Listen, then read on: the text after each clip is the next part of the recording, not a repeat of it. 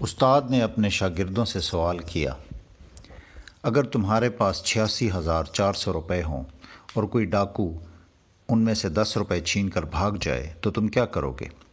کیا تم اس کے پیچھے بھاگ کر اپنی لوٹی ہوئی 10 روپے کی رقم واپس حاصل کرنے کی کوشش کرو گے، یا پھر اپنے باقی کے بچے ہوئے 86,390 روپوں کو حفاظت سے لے کر اپنے راستے پر چلتے رہو گے؟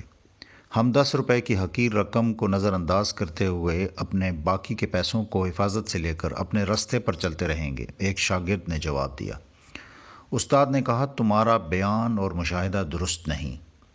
میں نے دیکھا ہے کہ زیادہ تر لوگ ان 10 روپوں کو واپس لینے کے چکر میں ڈاکو کا پیچھا کرتے ہیں اور نتیجے کے طور پر اپنے باقی کے بچے ہوئے 86,390 روپوں سے بھی ہاتھ دھو بیٹھتے ہیں۔ طلباء نے حیرت سے استاد کو دیکھتے ہوئے کہا، سر یہ ناممکن ہے، ایسا کون کرتا ہے؟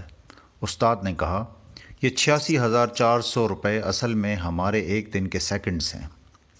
کسی 10 سیکنڈز کی بات کو لے کر یا کسی 10 سیکنڈز کی ناراضگی اور غصے کو بنیاد بنا کر ہم باقی کا سارا دن سوچنے، جلنے اور کڑنے میں گزار کر اپنا باقی کا سارا دن برباد کر دیتے ہیں۔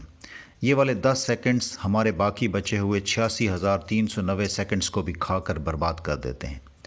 باتوں کو نظر انداز کرنا سیکھیے، ایسا نہ ہو کہ آپ کا کوئی وقتی اشتعال، ناراضگی آپ سے آپ کے سارے دن کی طاقت کو چھین کر لے جائے۔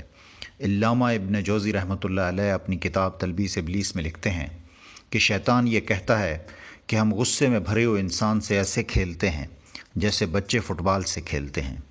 نبی کریم صلی اللہ علیہ وسلم نے قہر الرجال یعنی دشمنی سے اللہ کی پناہ مانگی ہے، کیونکہ دشمنیاں انسان کی عمر کو کم کر دیتی ہیں۔ سو معاف کریں، بھول جائیں اور آگے بڑھیں۔